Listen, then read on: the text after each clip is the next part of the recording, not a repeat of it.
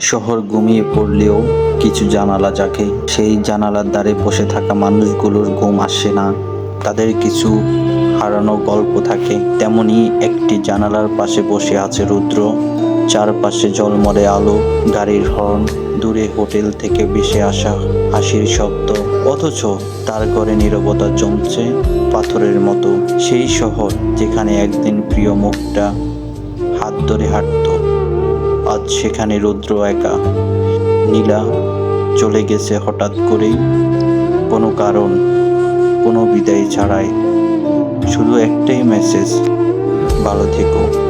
রাতের শহরটা ঠিক যেন তার মনের মতো, চকচকে বাহিরের মুখ, ভিতরের শূন্যতা।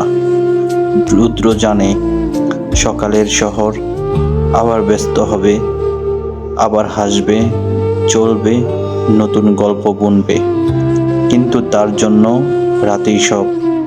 কারণ সে জানে শহর আর নীলা দুজনে ফিরবে না।